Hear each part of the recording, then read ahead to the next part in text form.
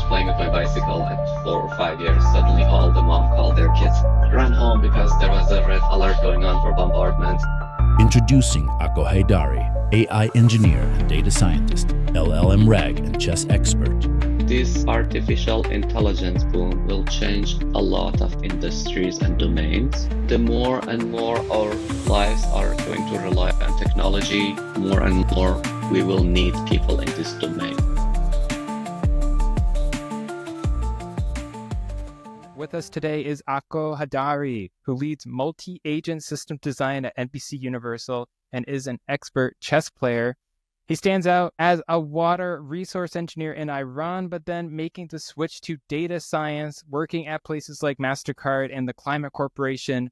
His projects have covered everything from predicting recessions to optimizing deliveries. Ako spent 15 years working across different industries. We're going to get his take on AI careers and how AI is reshaping jobs and education. Welcome to the channel. Thank you very much for the generous introduction. Hello, everyone, and happy to be here. Excellent. All right, so let's dive into where you're at right now. Can you give a 1-minute high overview of what you're currently doing and any projects that you're working on the side?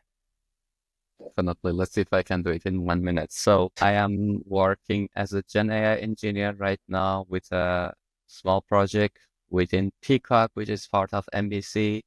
It's pretty exciting because I have the opportunity to work with multi-agent LLM for a specific project. And yeah, I have been enjoying analytical world and solving problems statistically. And yeah, I have been working with different companies. It's a journey that I'm really enjoying it. Awesome. And then you're going to be working with Blog Screen AI, is that correct? Yes. So nice people, they recently reached out and asked me if I'm willing to teach.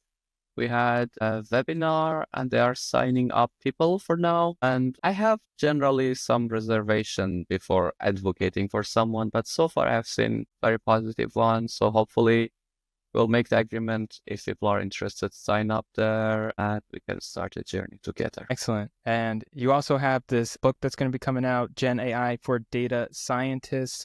That's going to be coming out later this year or next year. Is that correct? That's correct. Yeah. So you have done all of your research. Great. Yeah.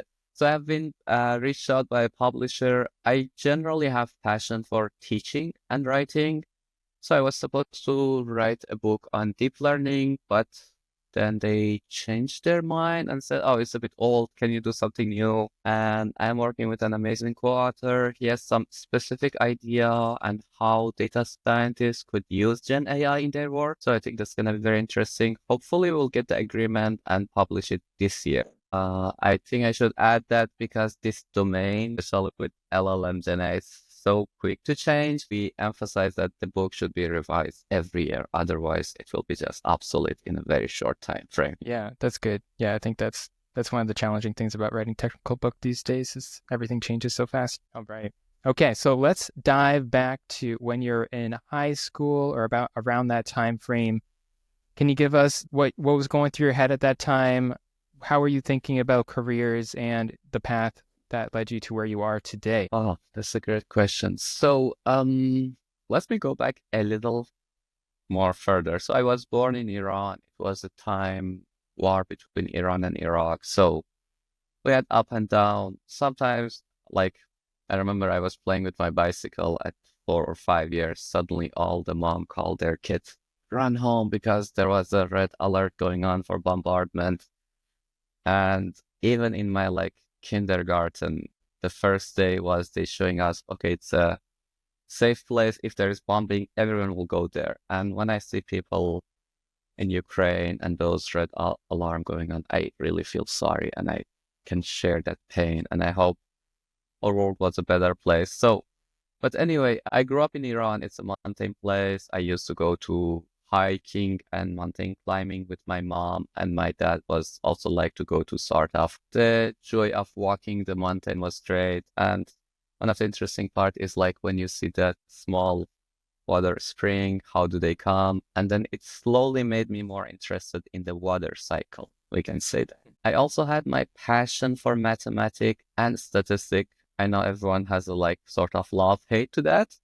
So I knew that I like to work with things that are not real or abstract things. One of them is mathematics and statistics, but also I had some interest in philosophy and social science, again, because of my parent education. And I should confess, I was awful at biology or anything real. Okay, so like, let's say I had A+ math and physics, and then B or C for chemistry or biology. I knew that I want to study mathematics. If anyone is an immigrant, we jokingly say that, like, yeah, everyone in Iran or India, everyone should be a doctor or engineer. So I went to engineering school. It was relatively struggling years, and I know there is similar story with different concept going on in the US.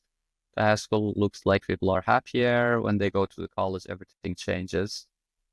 So my bachelor had a lot with hydrology, water engineering, but also we had some courses with biology and agriculture, which was pretty awful.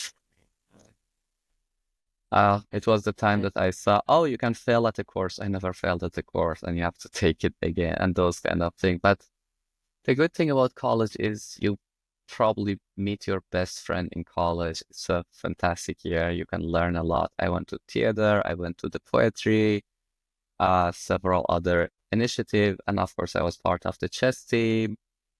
So it was interesting years. And I just want to touch on, you said it was a really challenging time, but you also mentioned how valuable it was in terms of finding friends and just Yes. learning. So can you touch on like why it was so challenging?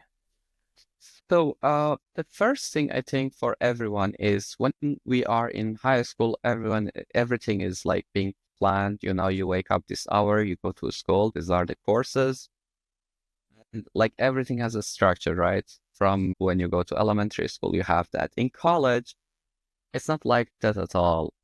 You might have a course at 8 to 10 a.m. and then nothing for that day. The next day, it might be a course at like noon, some other course in the afternoon, and then different professors, different courses. And that's one thing. And I see also in US, a lot of kids go to college and they are still not 21, but they try to play with many other things underground, and then partying, and then you have a lot of courses, and then when it comes to exam time, it's like really, really difficult.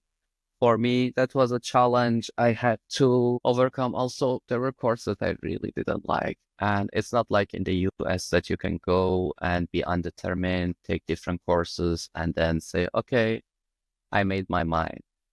No, it is like you do a national exam, and then you choose the university and major ahead of time. And then you may end up like water engineering at this specific university.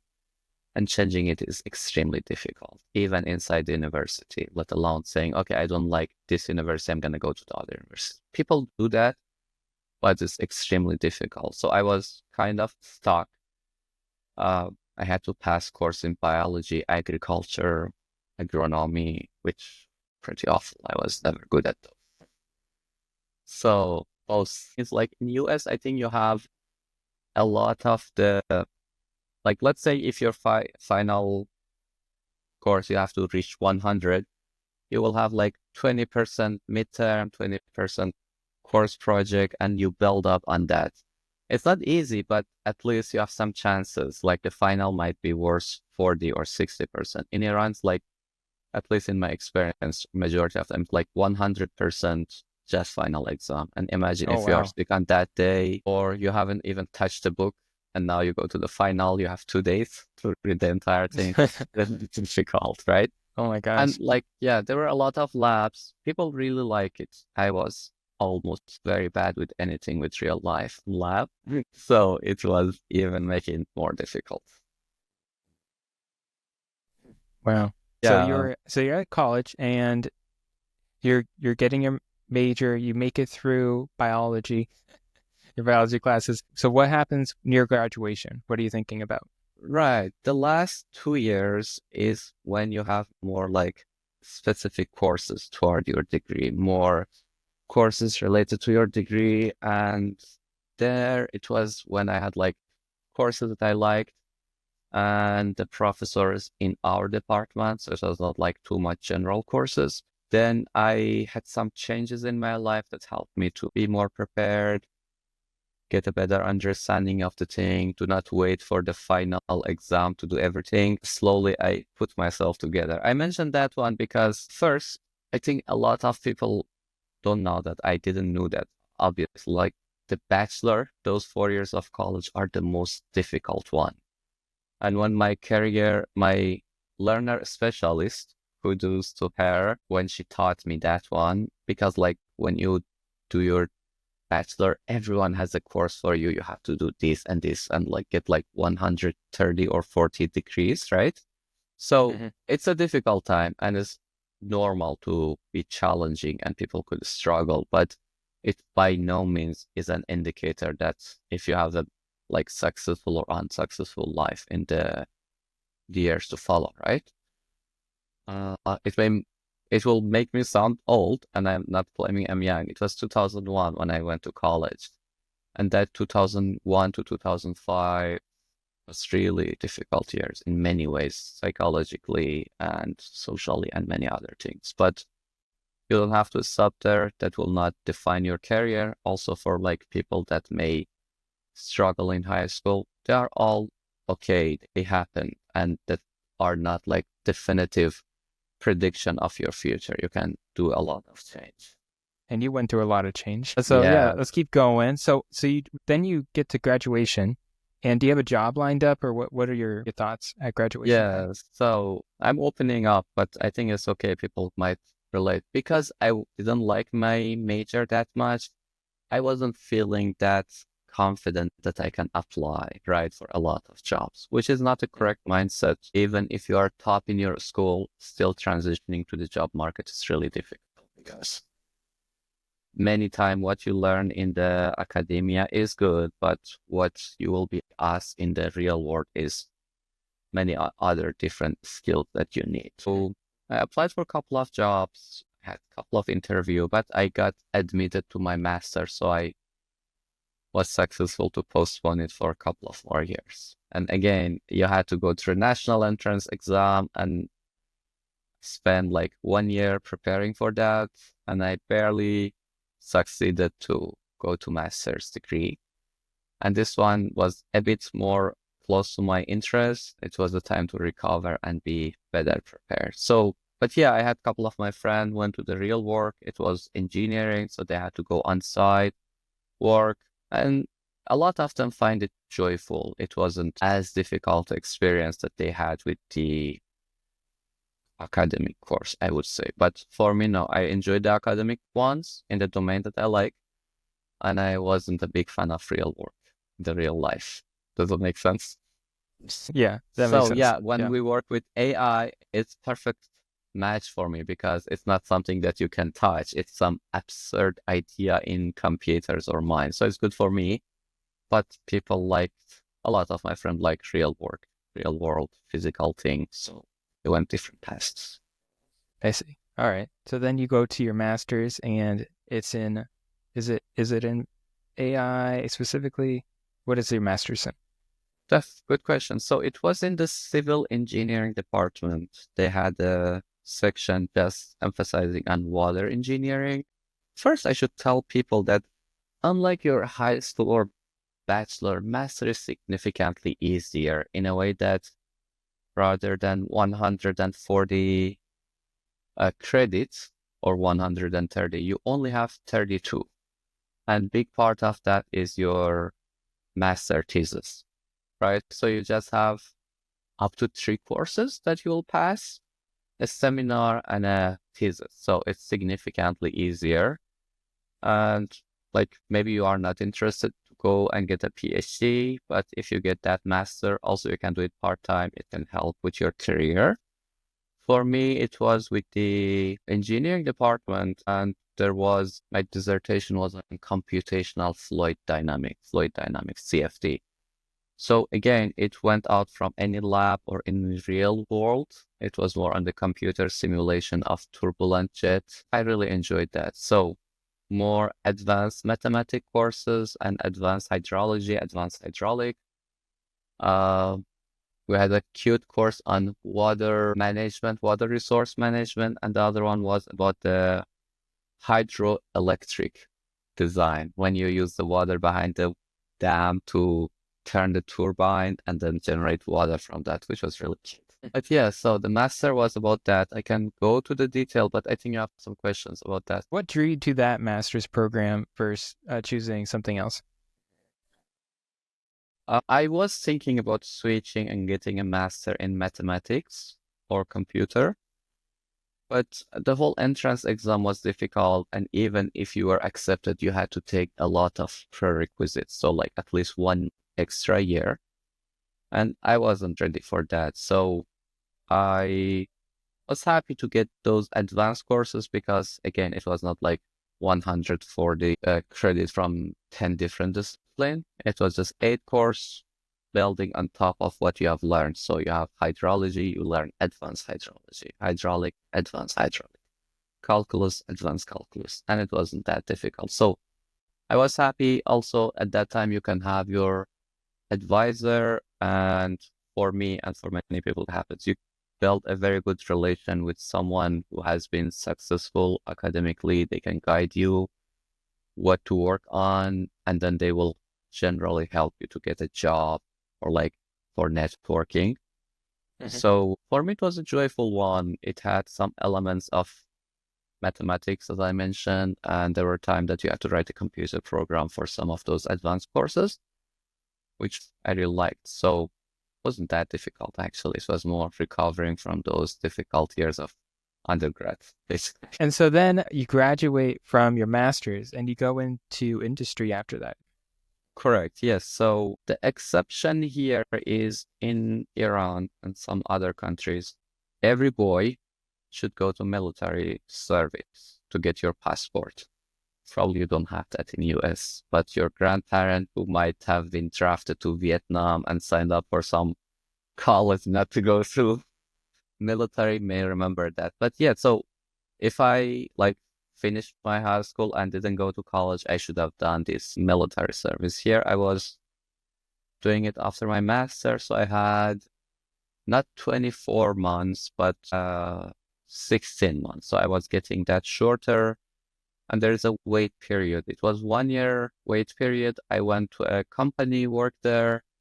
Can talk about that. Then I did that military service, which was not a real military. It was like for 2 years you are in a camp learning military things.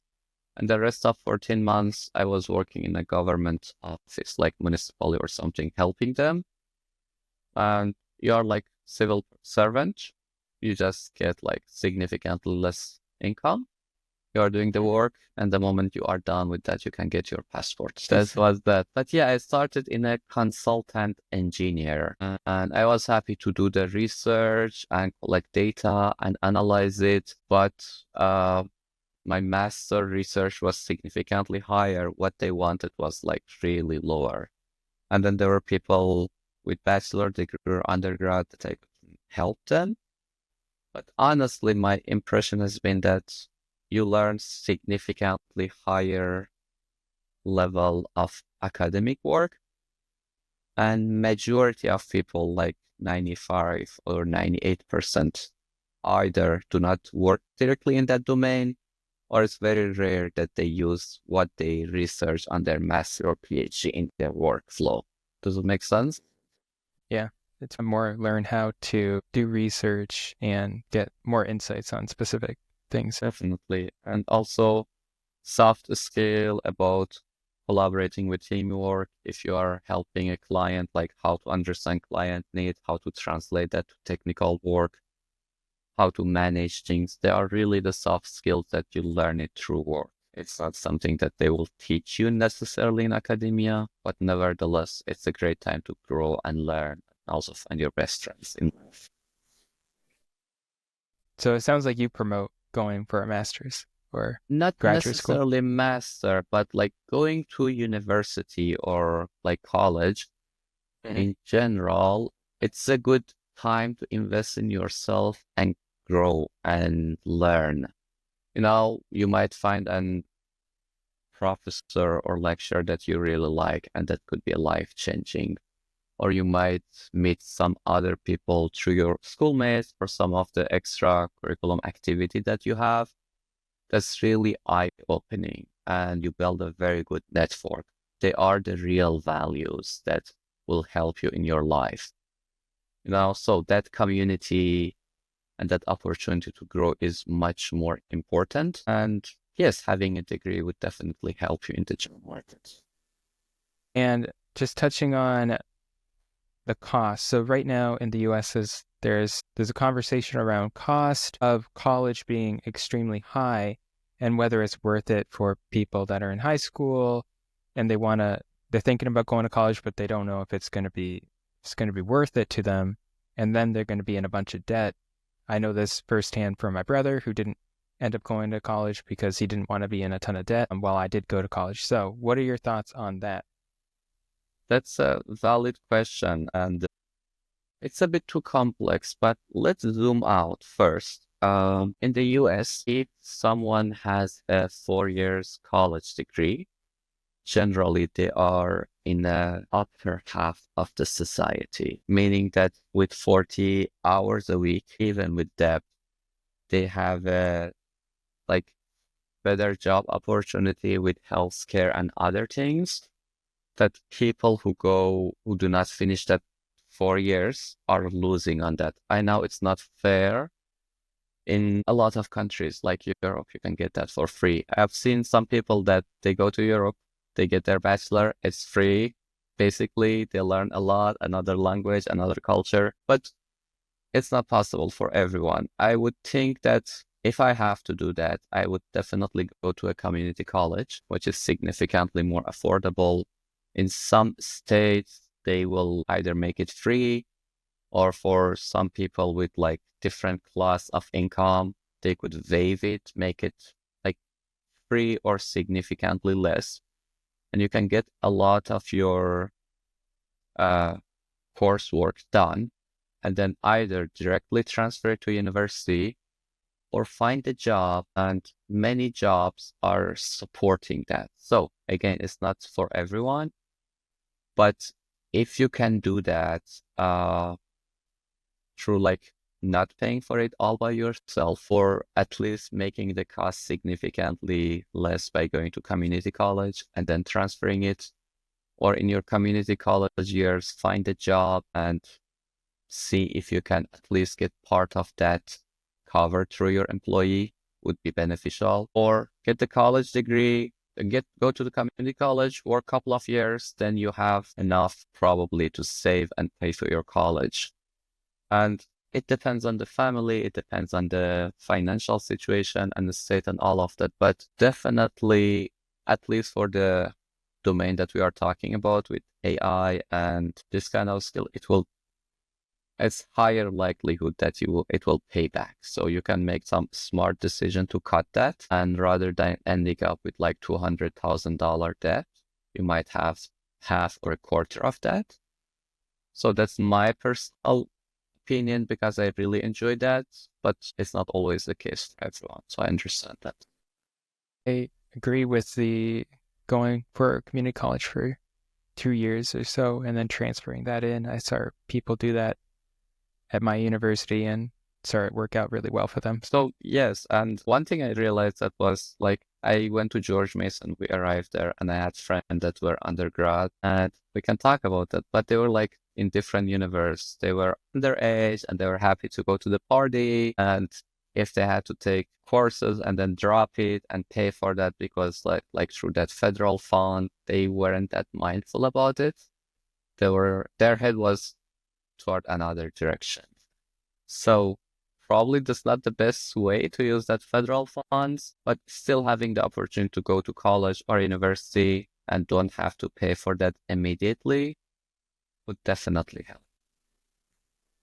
I agree. All right, so let's move on from college. After college, did you go into Esri? Oh, sure. So I finished my master in 2008. I have to do that silly military thing till 2010. I got married at that time. Then I worked for 2.5 years in an island south of Iran, close to Dubai. It was an interesting opportunity, and sometimes the temperature was around 120 and 90% humidity. So it was Wow, different that's world. horrible. Yeah, not the whole year, but yeah, at Okay. least for the summer, it's really hot. I worked again as a water engineering in a small municipality, but I also had the chance to be a lecturer in a nearing uh, university, private university. And it's funny if you tell people, but I was paid like 500 per semester. So it was not that much money. I enjoyed teaching and being with like meeting other young people, and a couple of them like told me later that they were trying to go to other branch of civil engineering like earthquakes or like structural engineering. Some of them really considered water engineering, and they mentioned that they enjoyed my course. So I hope that was good, but it was a rewarding thing to hear. You don't get that much money from teaching, but for me, it was very enjoyable.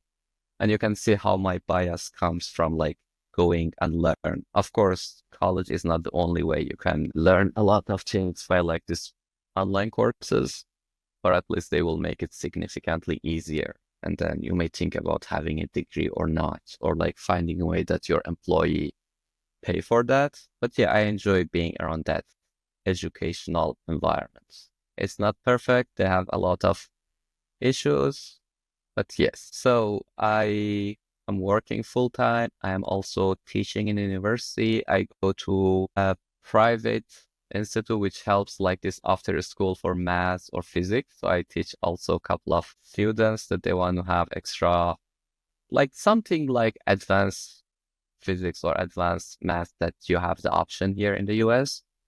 And also I had to study for my TOEFL exam and GRE exam and save a little money so I can apply for US.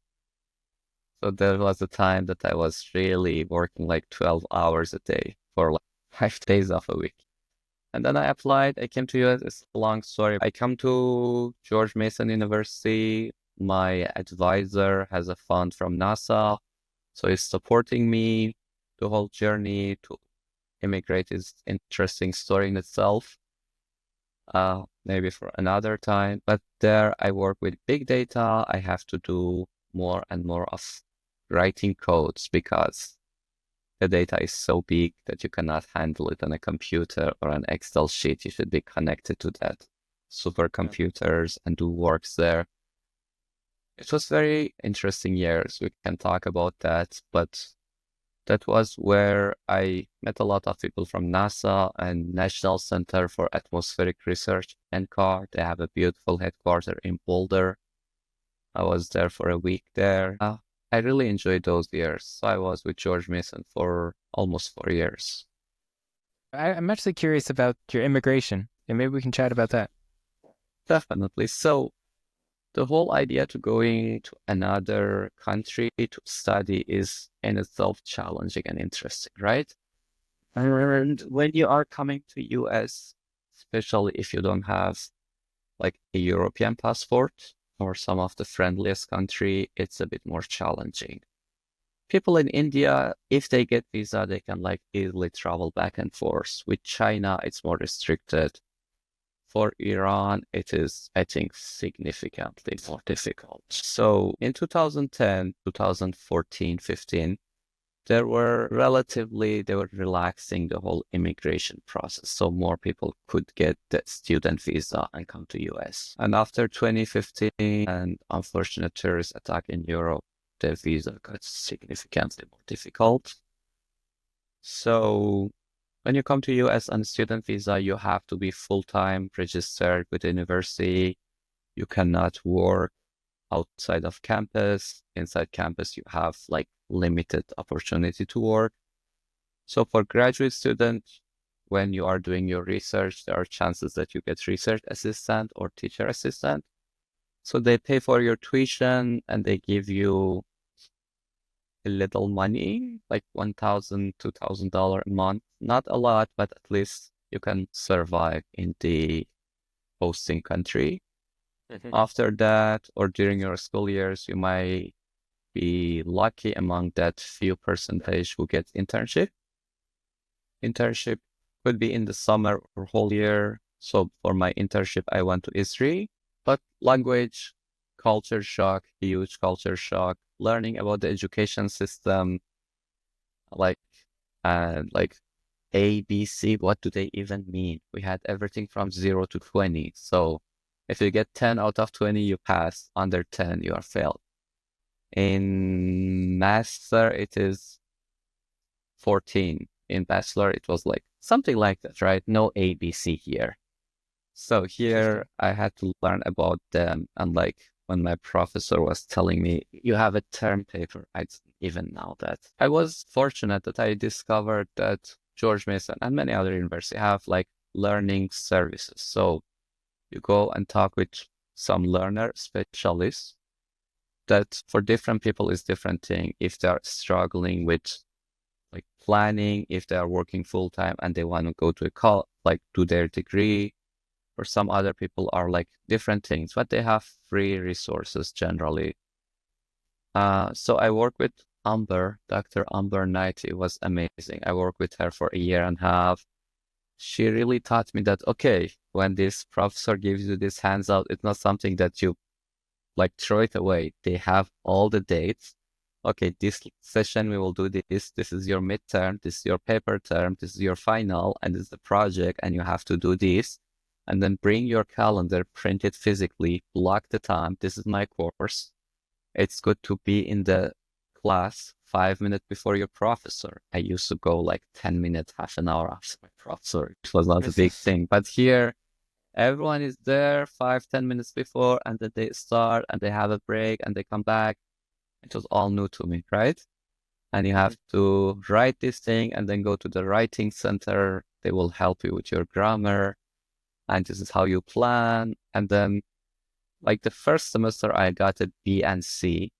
But the second semester I learned, so I got A plus going on. It was okay.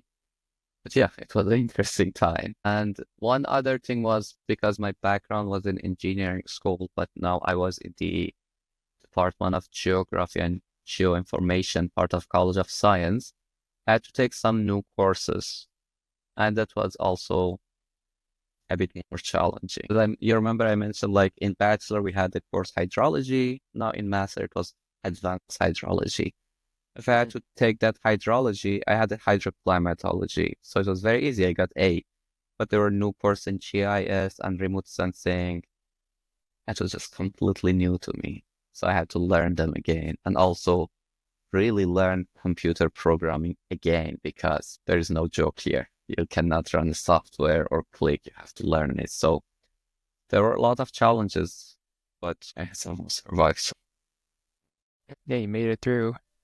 And then Yes. you had the internship at Esri while you were here, and then you went on to the Climate Corporation. Yes. So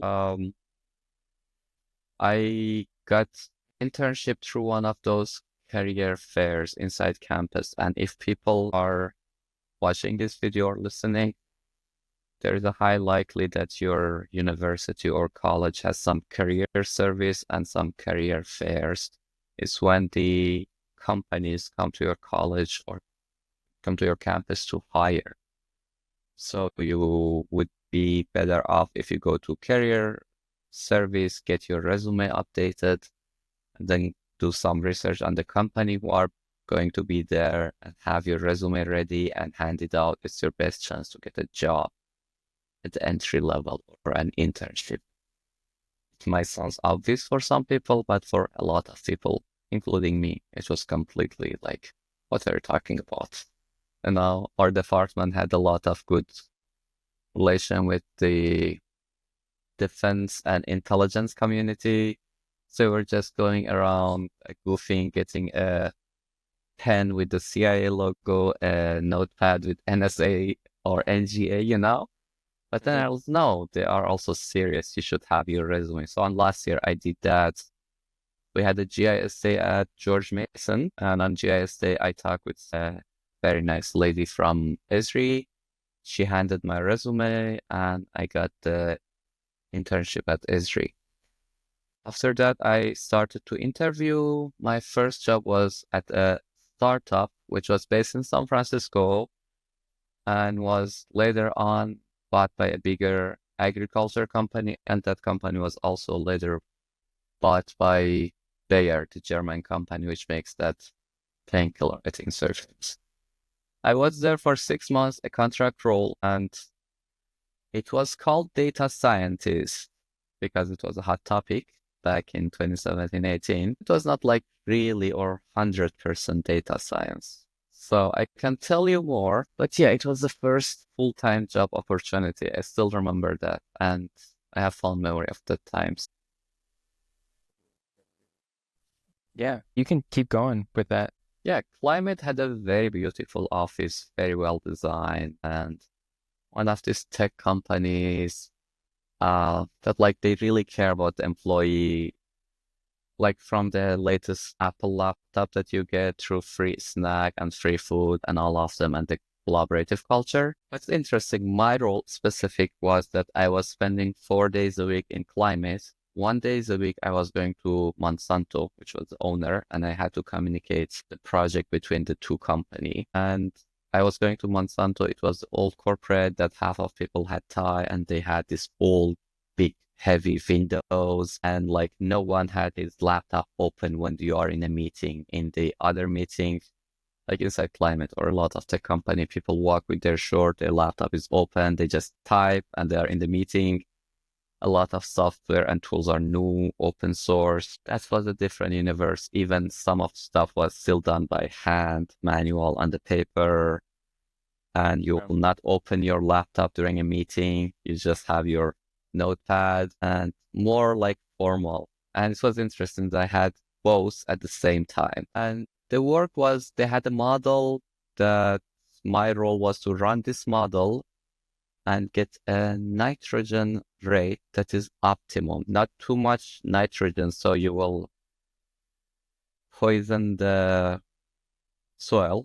And nitrogen is an active climate gas, but also not too much that you lose money. So you have to optimize it. And it's interesting, like in Brazil or France or Bulgaria, they are very optimal. They will not apply more. But here in the US, we pay huge subsidies that they can just throw it away and not be concerned about it financially.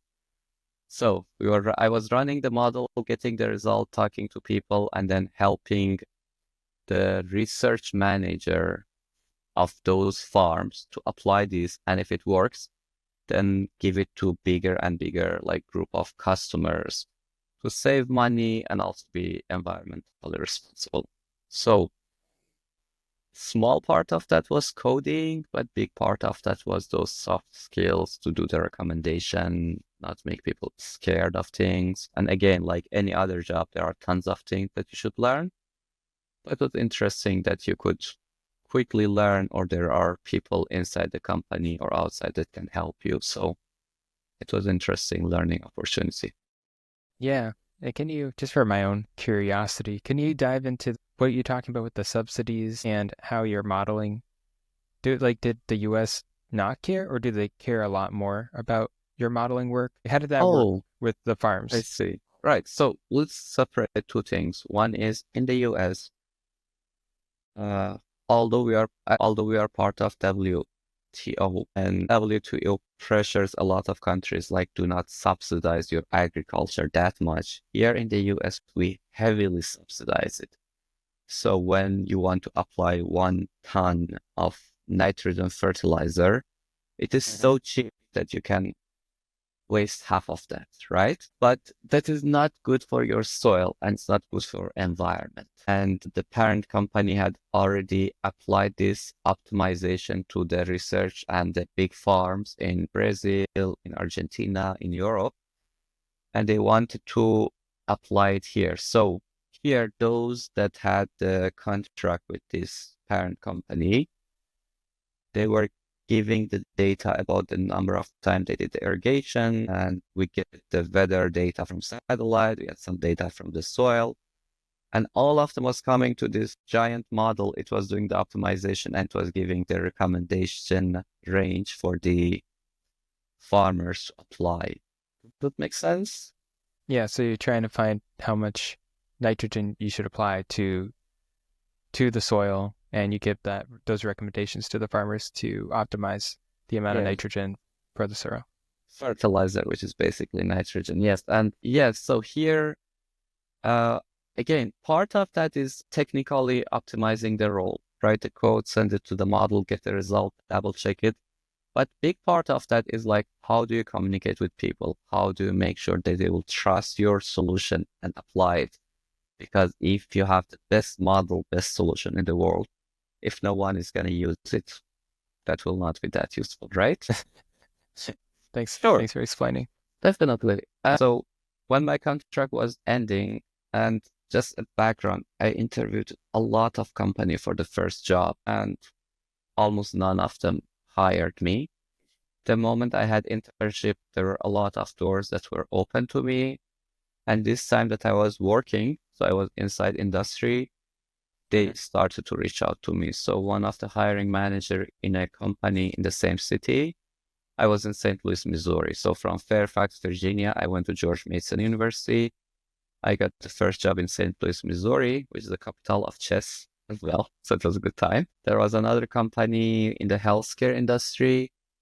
The work that I did there was really interesting. And it was like real first data science work that I built a model to help the doctors find the patient who are pregnant with the higher risk of pregnancy complications. And the whole project is very interesting. Yeah. Like what kind of data did you take to figure that out? Yes, so if we zoom out a little bit, there is a federal government subsidized program called Medicaid. It helps pregnant women who are below certain threshold to get government help for the pregnancy. And it's interesting, the statistics in 2018 was 48% of all the pregnancy in the US are covered by Medicaid, which is huge if you think about it. The way that, yes, especially for such a rich country, but on the other side, it's good that it's a generous program. We don't want to risk lives and health of the mom and newborns. So when someone goes through Medicaid, they get a questionnaire. It has like 30 questions, the history of diabetes or other pregnancy, or do you smoke? Do you have alcohol? Are you homeless? And those kind of questions, right? And the way that they have been doing it in the past was the doctor or nurses, they would assign a risk score to this risky behavior. And the threshold was like, if you have those points above 35, you are high risk.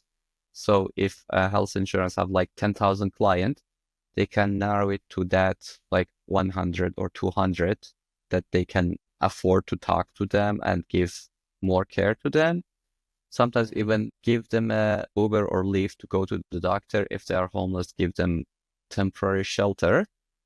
Or if they are addicts, help them with that. So they have a healthier pregnancy and outcome.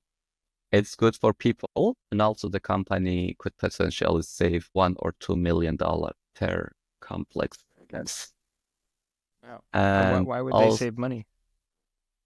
Because they have this insurance. So they, let's say, according to that federal government and the state, they provide Medicare for that entire state. And let's say for this year, they have 10,000 clients. Fortunately, 99% of pregnancy and births are all healthy, but less than 1%, sometimes 0.001% is complex, right? The baby might end up in NICU for 2 months, and that could cost from $100,000 to $2 million for the insurance company. Wow. So if they pay people like a couple of $1,000s during their pregnancy and reduce their risk, still you are saving human life, and also company can make millions. Wow. So it's a win-win situation. The unfortunate part is you could build a really like non-profit around the world, people around the world.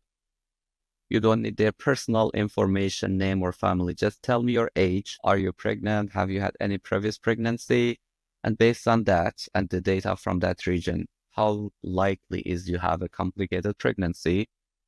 Why the model thinks that you are on a higher risk, and what kind of like, and then go talk to your doctor and then see what are the best practice to make it more helpful, like less risky for you. But they're one of those good ideas that may happen sometimes in the future, but haven't happened so far. There are also technical part of that when you deal with imbalanced data sets, because as I mentioned, less than 1% are going to be there. So it's very important how to you fine tune your model to find those very small groups. Yeah, the outliers.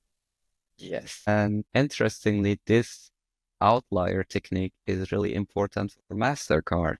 Why? Because for credit card fraud detection, again, you are working about 0.1% or less of data which are fraudulent. But nevertheless, you have to find those and block it, right? So they can all connect together. But do you have any question about that health insurance? I'm just curious about what are the ML techniques to figure out the 0.001 or That's a something good point. percent. Yeah, so let's dive in a little bit to the technical part. Let's say I have a model. I give it 1,000 data. Out of this 1,000, just 2 people are sick. My model closes its eye and says everyone is healthy. What's my accuracy rate? 99 point something, right? But you can throw it out of the door. So you should use different techniques and different models. For example, if we dive to the technical ones, support vector machine is not that good. The tree-based are better. And you build with the simpler model, decision tree, random forest. I eventually went to XGBoost. And with the extreme gradient boost, you have to really go deep into the model and find the parameters that help the model find these nuances. Otherwise, the default parameters will not work. So you have to really work with those parameters, play with it a lot, penalize the model for not finding those underrepresented class.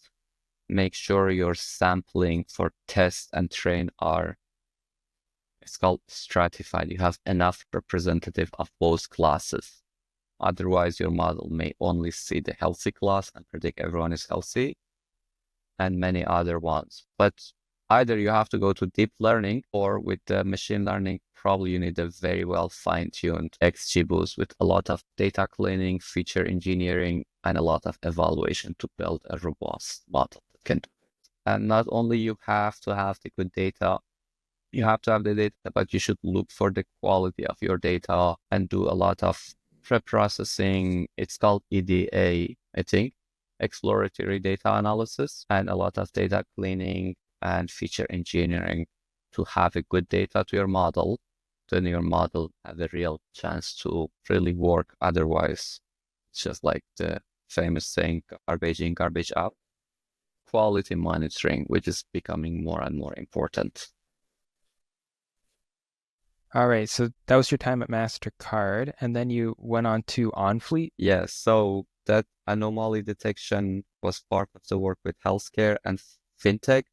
I built an interesting project to predict the recession in US economy. And it's interesting that we predicted one is coming in summer 2020, 2019. We were predicting in the February to March, April. In that time frame, we will have a recession, and then COVID hit, but our model was well strong. It's one of the best projects I work with. But then, yes, so I joined OnFleet, and by far OnFleet has been the best company I've ever worked for.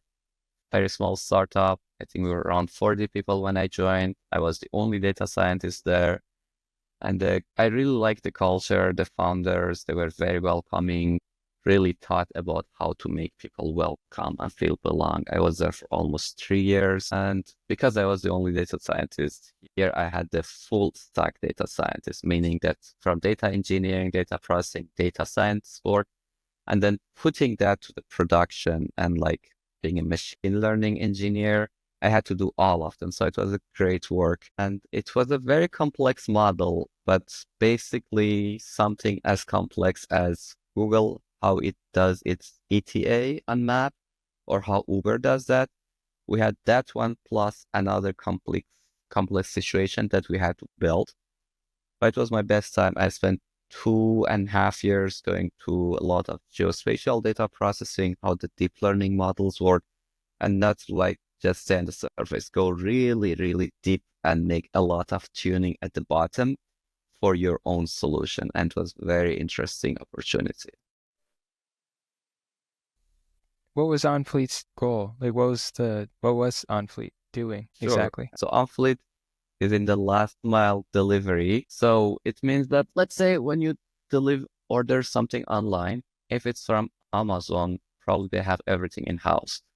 But when you work with a smaller company, they may not have the infrastructure. So they may buy the solution from OnFleet to give them end-to-end secure platform to, when you have the order, you buy that, let's say the shipping come from China, you have it through the warehouse. Now you have like 10 different cities and you have 10 or 100 different order.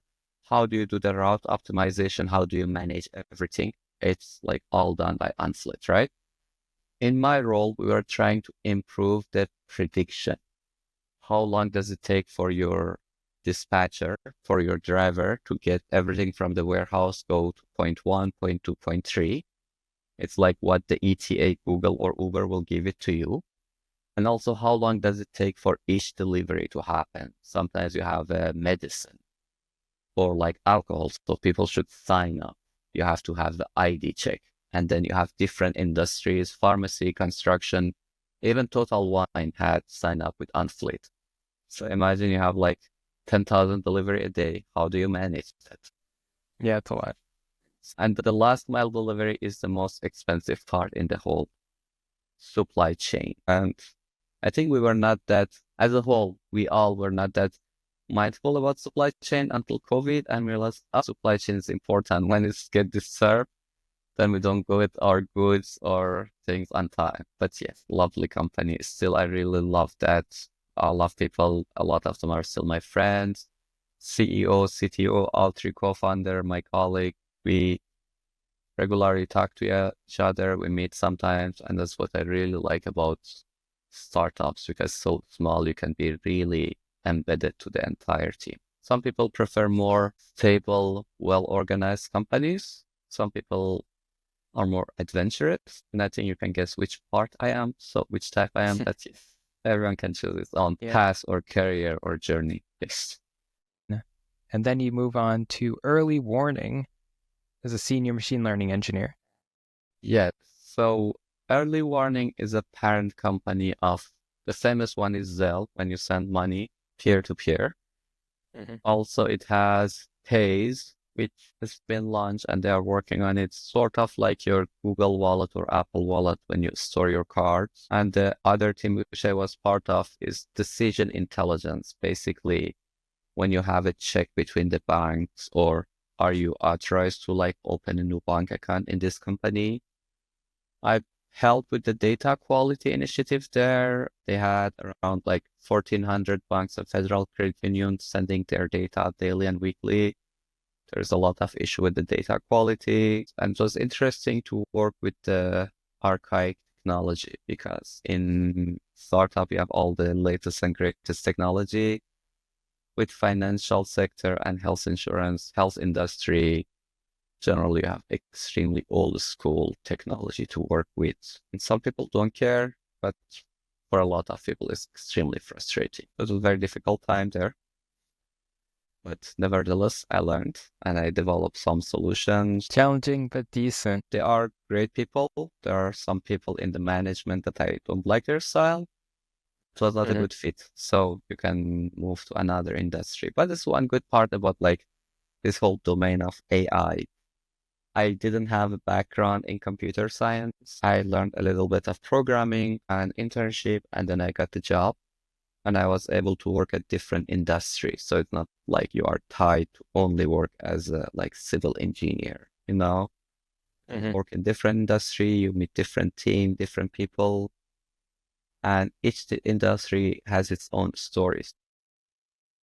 So early warning wasn't the perfect fit, but you did learn some things. So then you got a job as a generative AI engineer at NBC Universal. Yes, I really, really like this one. My manager is phenomenally good. He's a principal data scientist. Kudos to him, Josh, and he knows how to write code and how to manage people. Generally, people know one or the other. And this one was very interesting because it's a proof of concept project to show that's possible, that's working. The idea is, can you have a chatbot that you talk to it in a human language, and then it can transfer your text to a SQL, and then send that SQL to the database, technically like query that, execute that query, get the result, check if it's valid or if it has error, debug that, clarify it, and then put it on a visualization platform,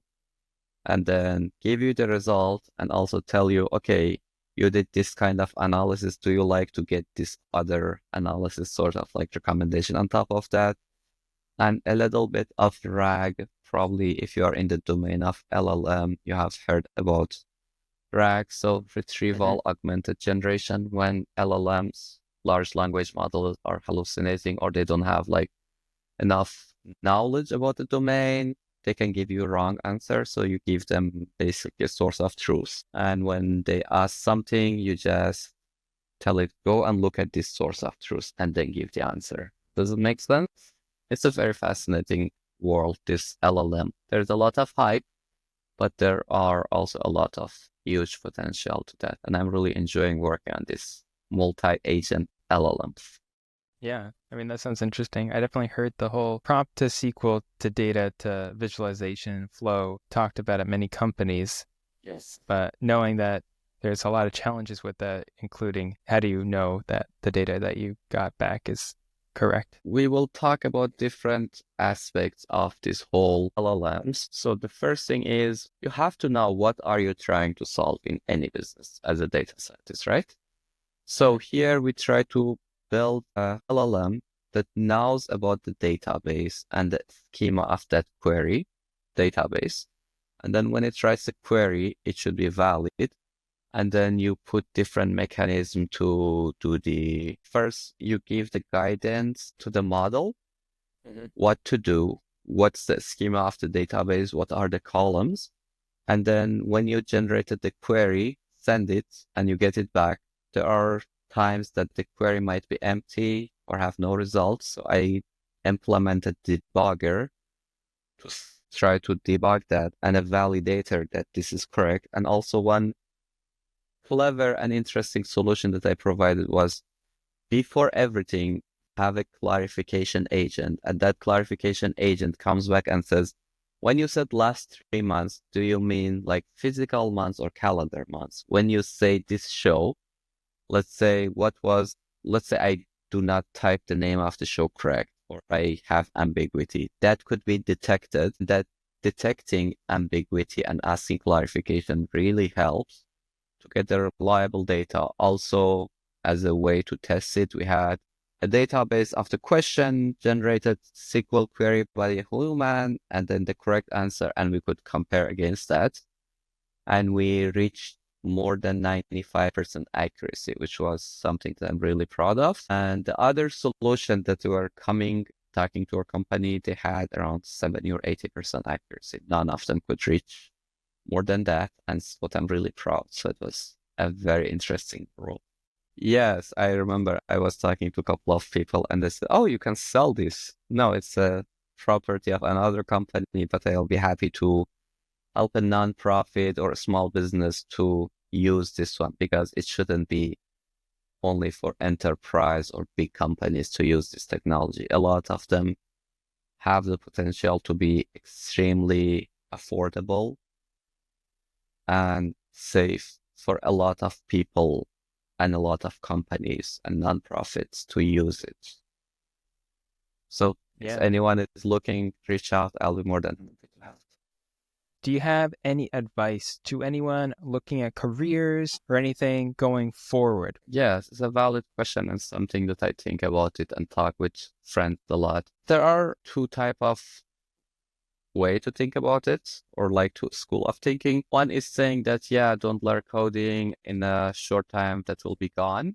which I respectfully disagree. And there are those who say that the human agency and intelligence and decision maker is still going to be around. I would say that if you are interested, it will be definitely worth learning. Especially it's so innovative and so much new things coming out. You will never get bored of that. And we can think about two career paths. One would be that like you learn computer science and you work just as a software engineer, and you will have an interesting career with many different industries.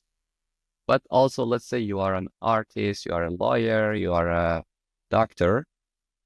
All of us could learn how to use this powerful tool. It's the way that computers are coming. They are not eliminating a lot of jobs. There were some roles that you have to type things that doesn't exist anymore. But still, like today, almost everyone uses computer in one way or another. We can think that this artificial intelligence boom will change a lot of industries and domains. And so being familiar with it to the degree that we are comfortable and learning to use it in our advantage would be really important distinguisher between people who try to avoid it and those who are learning to adopt it. So that's one thing. Also, the more and more our lives are going to rely on technology, more and more we will need people in this domain. So no, I do not think that soon it will be obsolete knowing how to write a code. You will really need that because you have to be able to know the intricacy of how this chatbot or LLM or like this artificial intelligence model works and be able to work with it. So either directly as a coder or someone who uses it in his or her career or role will be beneficial.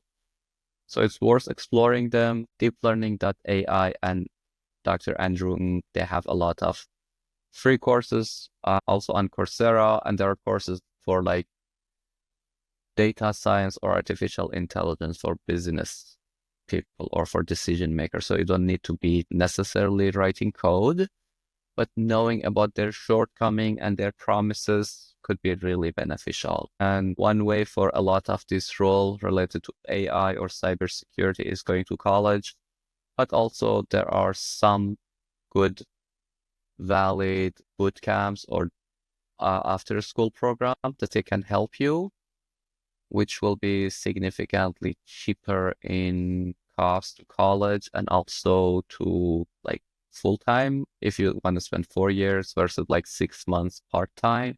If you are already working, probably that would be a choice to consider. Again, I'm a big fan of college, but if it's not working with your situation, but you still like to learn, there are a lot of opportunity to learn and get up to date and see which one is your favorite. So it's never late to learn, and this whole domain is gonna boom, and it's good to be along the trend that's shaping our world. So for this decade and probably part of the next decade, technology will get more and more advanced every day, every year. And at some point, either humanity will be wiped out or we have adopted and use it in our everyday life. Yeah, well, thanks for that. How can people get a hold of you these days? Sure, I will more than happy to help. They can reach out via LinkedIn. Just type Ako Heidari. You can find me. I have also my LinkedIn, my GitHub. I'm not on Twitter or Facebook or Instagram. And you can email me, just akoheidari@gmail.com, and I'll be happy to help. Either it's a nonprofit or someone wants to talk about career switch or some other things, I'll be happy to help. I'm not a world-known expert. I have my own shortcoming, but I will try to share what I know. There we go. That's Ako. Yeah, thanks so much. And then don't forget, later this year, Ako's coming out with a book. And so the book's called GenAI for Data Scientists. It should be available end of this year. Put in the show notes when it comes out. Awesome. Thanks, Ako, for being on. Great having you. Thanks for all the information. Thanks, everybody, for listening, and hope you enjoyed it.